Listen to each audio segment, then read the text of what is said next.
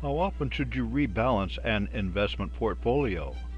By www.profitableinvestingtips.com. The stock market continues to climb, and bonds remain in the limbo of low interest rates. There is a tendency for an investment portfolio to get out of balance in this environment. How often should you rebalance an investment portfolio? And, for that matter, why should you aim for a balanced portfolio instead of simply aiming for the best performing investments? Rationale for balancing an investment portfolio. Investors balance their investment portfolios in order to balance the potential for return on their investments and the risk associated with those investments. The traditional approach is to invest primarily in stocks when you are young and starting out, and to pivot towards more bonds, treasuries, and CDs as you approach retirement. An investor in their 20s may have 90% stocks and 10% bonds, while someone in their 40s might go with 70% and 30%.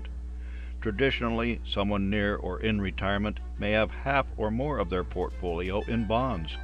While the U.S. stock market has historically returned as much as 10% a year on the average, there have been long periods when the market has slumped and remained down for years.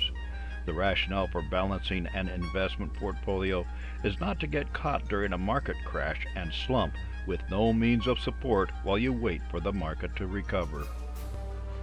Do you really need to balance a portfolio? Warren Buffett has said something to the effect that people only balance their portfolio because they don't know how to apply the concept of intrinsic value to pick the right stocks over the long term. That having been said, markets still slump, and having a part of your investments in cash equivalents helps you avoid having to sell good stocks to live during retirement because the market crashed.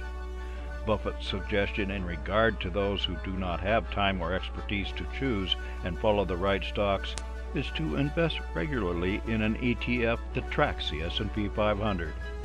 This approach does indeed help avoid the problem of picking the wrong stocks, but not the issue of being stuck 100% in stocks when the market crashes.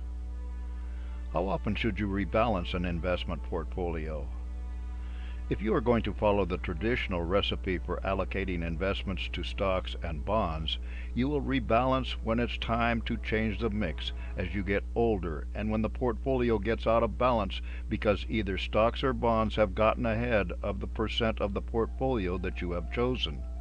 Because the market and interest rates fluctuate normally, it is not a good idea to fuss over this issue every month, but rather take a look and make changes on a yearly basis. What is the best method for rebalancing an investment portfolio? A good reason for holding off on rebalancing every time that the percentage varies a bit is that you would need to sell your winners and buy new stocks or bonds to re-achieve balance. The best way to get back into balance is to adjust your purchases of stocks or bonds. If you are way ahead on your stock percentage, as many investors are today, it is time to invest in bonds, CDs, or treasuries until you have returned to the balance that you desire. One can simply use the dollar cost averaging route with stocks or interest-bearing investments for this task. What is the rule of 110? If you are wondering just how much of your investment portfolio should be in stocks versus bonds, treasuries, or CDs, consider using the rule of 110. Take your age and subtract it from 110. If you are 30 years old, the rule of 110 will tell you to put 80% of your portfolio into stocks. If you are 60 years old, the rule of 110 will tell you to allocate 50% to stocks and 50% to interest-bearing investments. Investors have used this approach for decades. It is still in use because it keeps your portfolio from being top-heavy with stocks at the end of a bull market when the risk of crash is high.